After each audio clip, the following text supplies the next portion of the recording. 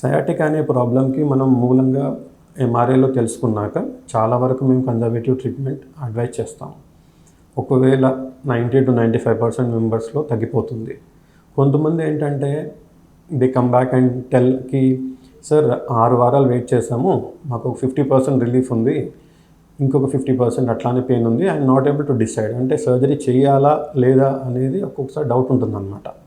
అట్లాంటి వాళ్ళలో ఏం చేస్తామంటే మేము కాంట్రాస్ట్ ఎంఆర్ఐ అంటే డై ఇచ్చి చేస్తాం.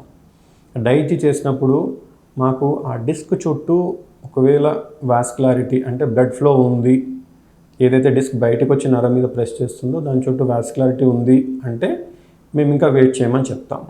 కొంతమందికి ఆ వాస్కులారిటీ ఉండదు, అట్లాంటి వాళ్ళకి సర్జరీ అవసరం పడుతుంది. సో సర్జరీ అవసరం పడినప్పుడు ఎట్లాంటి సర్జరీ అవసరం? మనకు సర్జరీస్లో చాలా డిఫరెంట్ వెరైటీస్ ఆఫ్ సర్జరీస్ ఉన్నాయి.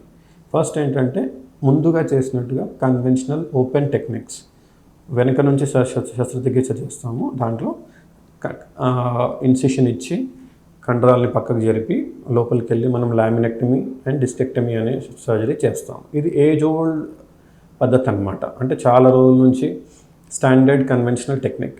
అదే ఇప్పుడు same surgery we are doing through tubes. Like మీరు చూసుంటారు చిన్న ఇన్సిషన్లో మినిమల్ ఇన్వేజివ్ సర్జరీస్ చేస్తున్నాం అనమాట. దీనికోసం మేము మైక్రోస్కోప్ లేకపోతే లూప్స్ అనేవి వాడతాం. అవి వాడినప్పుడు మాకు అదే చిన్న ఇన్సిషన్లో through the tubes we get the good vision. అంటే లోపల క్లియర్గా మనకు డిస్క్ కనిపిస్తుంది. చాలా చిన్న ఇన్సిషన్తో లెస్ బ్లడ్ లాస్తో సేమ్ డే పేషెంట్ని నడిపిస్తాము, నెక్స్ట్ డే డిశ్చార్జ్ చేస్తాము and patient can go back to work. అంటే మీరు రెగ్యులర్ యాక్టివిటీస్ ఎర్లీగా కూడా స్టార్ట్ చేసుకోవచ్చు. Less pain, faster recovery. ఇప్పుడు ఇంకా అత్యాధునికంగా ఎండోస్కోపిక్ డిస్కెక్టమీ అనే శస్త్రచికిత్స కూడా వచ్చింది.